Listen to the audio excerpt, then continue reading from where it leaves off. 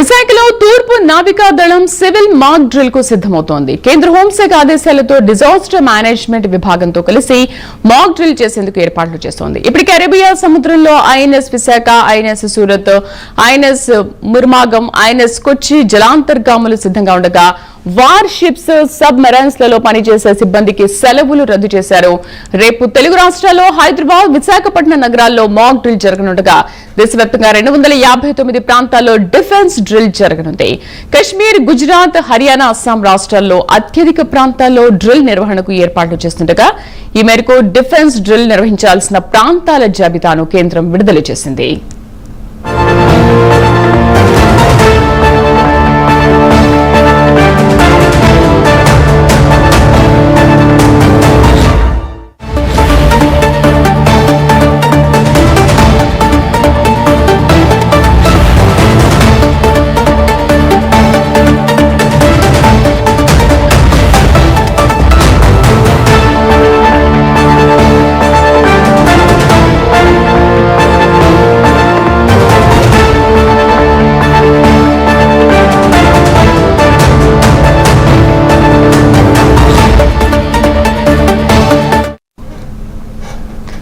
విశాఖలో తూర్పు నావికా దళం సివిల్ మాక్ డ్రిల్ కు సిద్దమవుతోంది. కేంద్ర హోంశాఖ ఆదేశాలతో డిజాస్టర్ మేనేజ్మెంట్ విభాగంతో కలిసి మాక్ డ్రిల్ చేసేందుకు ఏర్పాట్లు చేస్తోంది. ఇప్పటికే అరేబియా సముద్రంలో INS Visakha, INS Surat, INS Mormugao, INS Kochi జలాంతర్గాములు సిద్ధంగా ఉండగా వార్ షిప్స్, సబ్ మెరైన్స్ లలో పనిచేసే సిబ్బందికి సెలవులు రద్దు చేశారు. రేపు తెలుగు రాష్ట్రాల్లో హైదరాబాద్, విశాఖపట్నం నగరాల్లో మాక్ డ్రిల్ జరగనుండగా దేశవ్యాప్తంగా 259 ప్రాంతాల్లో డిఫెన్స్ డ్రిల్ జరగనుంది. కశ్మీర్, గుజరాత్, హర్యానా, అస్సాం రాష్ట్రాల్లో అత్యధిక ప్రాంతాల్లో డ్రిల్ నిర్వహణకు ఏర్పాట్లు చేస్తుండగా ఈ మేరకు డిఫెన్స్ డ్రిల్ నిర్వహించాల్సిన ప్రాంతాల జాబితాను కేంద్రం విడుదల చేసింది. మా కరెస్పాండెంట్ చంద్రశేఖర్ పూర్తి సమాచారం అందిస్తారు. చంద్రశేఖర్,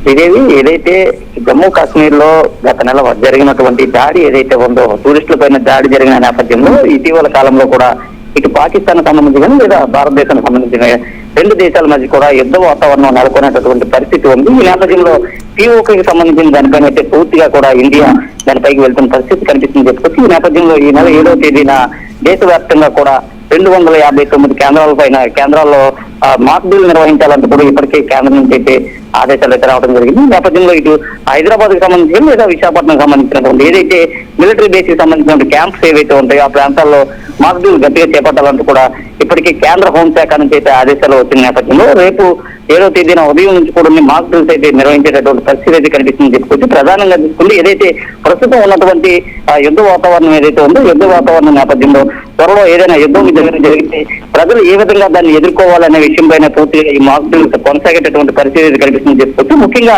పౌరులు కానీ లేదా ఆ దేశ భద్రతని దృష్టిలో పెట్టుకున్నటువంటి కేంద్ర ప్రభుత్వం ఈ నిర్ణయం తీసుకున్నట్లు తెలుస్తుంది. అయితే మరికొద్ది రోజుల్లోనే యుద్ధం వచ్చేటటువంటి అవకాశం ఉన్న నేపథ్యంలో ఇప్పటికిప్పుడే మాక్ డ్రిల్ చేపట్టాలి, అలాగే ప్రతి పౌరుడిని కూడా దీనిపైన అవగాహన కల్పించాలంటూ కూడా చెప్పిన పరిస్థితి కనిపిస్తుంది. ఈ నేపథ్యంలో ఏదైతే విశాఖకు సంబంధించినటువంటి ప్రధాన కేంద్రాన్ని అయితే పాకిస్తాన్ అయితే టార్గెట్ చేసుకున్నట్లు తెలుస్తుంది. ఈ నేపథ్యంలో విశాఖ తూర్పు నావికా దళానికి సంబంధించినటువంటి ప్రాంతంలో కూడా పెద్ద ఎత్తున మాక్ డ్రిల్ నిర్వహించాలి. అలాగే ఇక్కడ ఉన్నటువంటి పెద్ద పెద్ద హోటల్స్ తో పాటు అలాగే షాపింగ్ మాల్స్, అలాగే ఇక్కడ ఉన్నటువంటి రైల్వే స్టేషన్స్, బస్ స్టేషన్స్, ఈ అన్ని ప్రాంతాల్లో కూడా మాక్ డ్రిల్ నిర్వహించాలంటూ కూడా ఇప్పటికే కేంద్రం అయితే ఆదేశాలు జారీ చేసింది.